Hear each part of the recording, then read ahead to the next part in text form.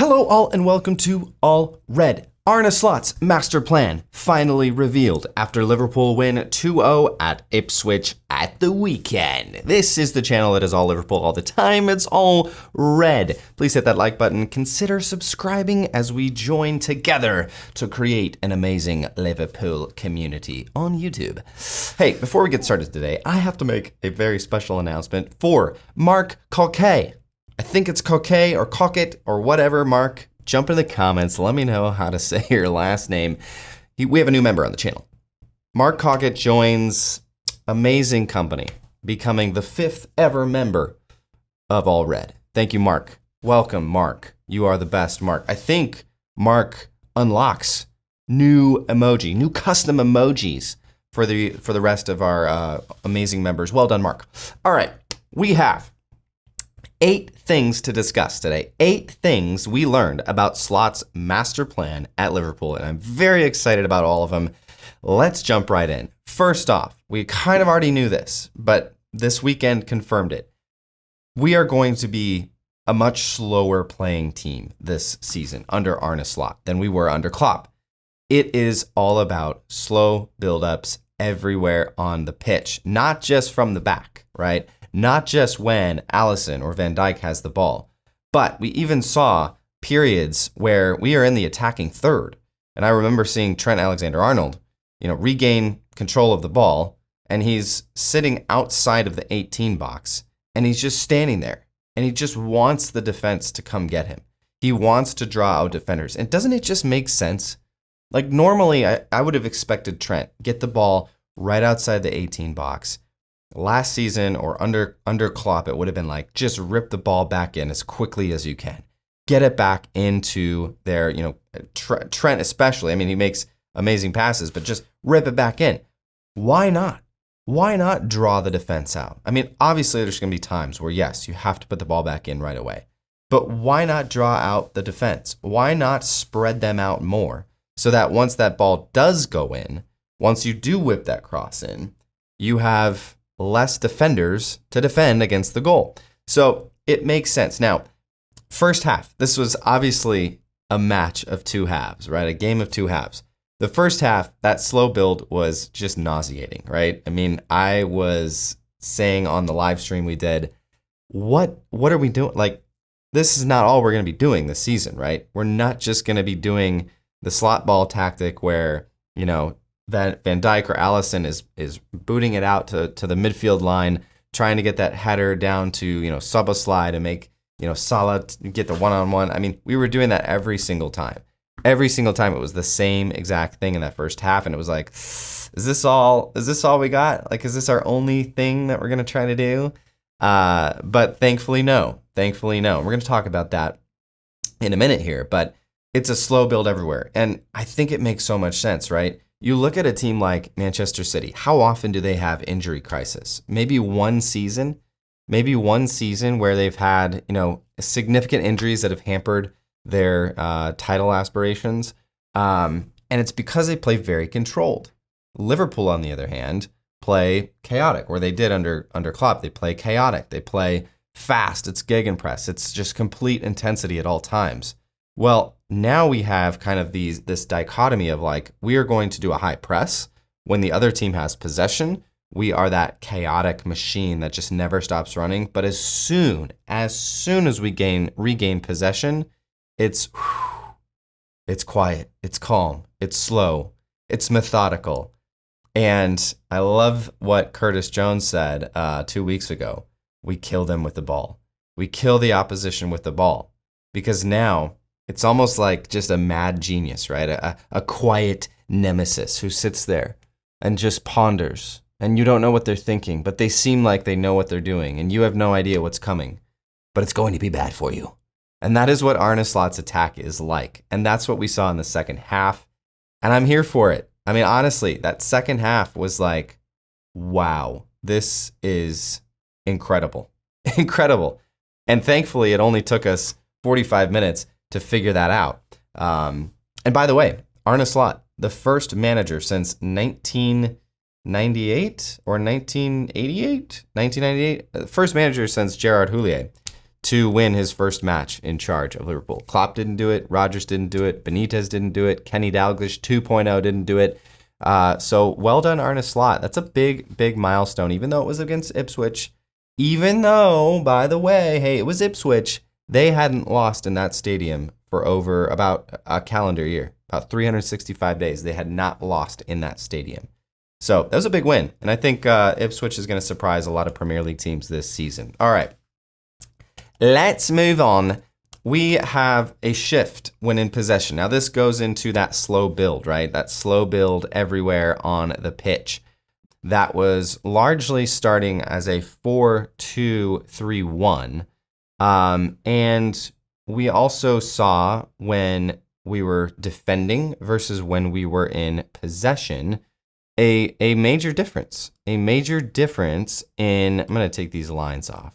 A major difference in how we set up. So let me just illustrate this. So obviously we had our back four. This is how we started the game, right? Trent and Robbo on the wings, and then Gravenberch and McAllister in the middle. Szoboszlai, Salah's here, Jota's here. Szoboszlai is kind of playing that 8 to 10 role here. So this is how we lined up. Now, when we're defending, when the other team has the ball, this is the formation that we are starting in. We start the game that way. Now, when we gain possession, immediately we saw the shift of Trent getting out super wide, Kwanzaa shifting over, Van Dijk's in the middle, Robbo's here. McAllister comes up here, Szoboszlai here, and Gravenberch. Gravenberch becomes potentially the most important player on the field when we are in possession of the ball. Back here.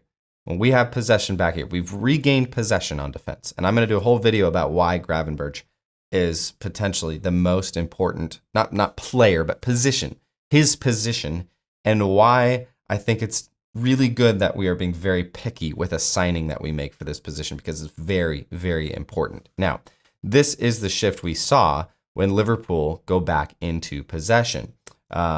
We saw Robbo here, and it's almost like a back three with Alisson, Robbo, Van Dijk, Kwanzaa all playing very tight on the possession because of the buildup. And then what Gravenberch does is he's going back and forth.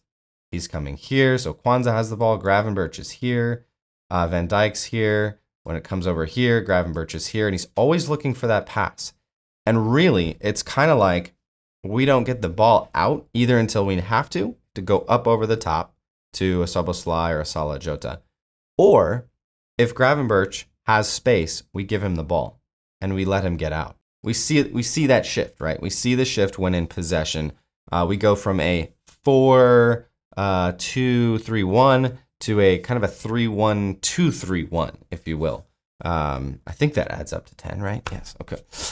We see that shift, and that's really, I think, unique. I don't know if we did that under Klopp. I don't remember thinking that or seeing that. It was kind of always that same formation, which a lot of times worked really well, but I think it just gives the opposition just that much more difficulty. When you have a Trent Alexander-Arnold creeping up the sideline automatically as soon as we get possession, it's just hard to defend against. It just takes an extra toll on your defense. All right, adjustments. We already knew that Slot was kind of a master at making in-game adjustments and obviously making adjustments even before the game based on the opposition. But we saw at halftime amazing adjustments. And I can only imagine, getting into the locker room at halftime and saying, all right, hey, it's 0-0. We didn't look good. There were a lot of issues there. And we're going to make some changes so that we are just winning these little battles, right? The duels. He talked about the duels. The duels. I said that like 10 times, but he talked, Arne Slot in his post-game press conference. It's all about the duels. And we were not winning the duels, and we needed to win the duels. So he made adjustments to win more duels. Are you sick of that word yet? He adjusted excellently in halftime, and you could tell that the tactics we used in the first half, right, that just dink it over the top to try to get it up to our offense, our attackers, was not working. It was just falling flat, so flat. But the adjustments we made at halftime really brought us out. Obviously, it spread the field out more, spaced it out. I think he was giving the players maybe little tiny adjustments to say, hey, get this little pocket of space, get the ball to Grav. Grav, when you get the ball, you turn, and your goal is to get it out to Trent or to McAllister or Szoboszlai. And we saw that executed to near perfection. So the adjustments, the in-game adjustments, very, very encouraging. Responsible substitutions. This was a big one, like seeing Kwanzaa come off at half. It was like, wait, is he injured? Is Gerald Kwanzaa hurt? Why is he coming off? No, he's not hurt. He just wasn't winning his duels. The duels were not being won. So Konate comes in, and the duels started to become win. They were getting won in Liverpool's favor. That's just a kind of a strange thing, right? To take off one of your center backs at halftime just to win more duels. But we saw how that made such a big impact, right? Ipswich were being very physical. Konate, very strong. He's used to that. He likes contact. Those were responsible subs. Also, the defensive substitutions that were made after we got a lead, a 1-goal lead and a 2-goal lead. And then it wasn't just like, hey, we're going to bring on, Darwin, and we're going to bring on all new attack just so we can slam it down your throats. No, he brought on Tsimikas. He brought on Connor Bradley. He wanted to win the game. All right, he did. And I think we're going to see a lot of that this season. Responsible substitutions, because fresh players are the best players, right? I could see Arne Slot sort of having this rotation in mind, right? Of, hey, and he might even tell the players before the game, like, hey, you're only going to play a half today. You're only going to play a half of football because we need to keep you fresh. And the amazing truth about this Liverpool squad is they have the players to do this kind of rotation. I think we have a complete second unit, a second team that could be a starting 11 in the Premier League. You have guys like Harvey Elliott. You have guys like Konate, Tsimikas. Say what you will about Tsimikas. He can play in the Premier League, absolutely. Connor Bradley, Bajcetic, Darwin Núñez, Gakpo. Like, we have so many of these players who can come in and keep everybody on the team fresh. And I think we saw that, right? We saw Connor Bradley come in. Trent came off in maybe the 60, 65, 70th minute. Tsimikas came in. Konate came in at halftime. Gakpo came in for Diaz. I mean, it was responsible. And I think the goal, we know this about Slot, keep those players fresh. All right. We already talked about this. That number 6 position is super important in this system. We saw Gravenberch be that conduit from the defense, build up to attack, and he did it excellently. I mean, so good. That second half for Gravenberch, he played 2 good halves. Maybe the only good player in that first half was Gravenberch. But his ability to turn with that ball, to know what's around him. And this is why, you can't just put any number 6 in that position. Because if they are not comfortable on the ball, if they are not comfortable making tight passes, if they're not comfortable turning, and we saw Gravenberch, if the defense, if Ipswich tried to cut off his passing lanes, and if there's a space in front of him, Gravenberch is out like that, like lightning. He's made it 20 yards in the span of 1 second. And his ability to cut through the defense, both with passing, but also with dribbling and carrying the ball. Oh, he is so good in that position, and I'm so excited to see him there. You could argue, all right, well, we still need more of a defensive-minded number 6. Yeah, potentially, but they have to have some of those same qualities. You can't put anybody in that position, just any old number 6. That's why Endo hasn't been working there. He doesn't have that ability. So that Grav position, that number 6 position in the double pivot, super duper important. All right, player liabilities will not be tolerated. There was a story that came out right before the match on Saturday that Joe Gomez did not travel with the team, and he was seeking a transfer away. There were really no plans for him in this Liverpool team, which is sad. Emotionally, we love Joe Gomez. He's been with the team for a long time, but can you imagine Joe Gomez in that system we saw on Saturday against a better team? Would you trust Joe Gomez in that back 3 to make those tight little passes? Dude, that would be I'm sorry, Joe. That would be really dangerous because you make one mistake back there and the opposition has a 3v1 and that's not going to work. So I can only imagine that Joe Gomez in the preseason, and maybe they already knew this, maybe Slot already knew this from watching Joe Gomez, just not cut out to be a defender on that back line. You have to be able to make those tight passes. You have to be comfortable on the ball. And I think there's going to be some other players potentially that just don't have a role in this team, and that's okay. That's football. That's football. Okay, last point here.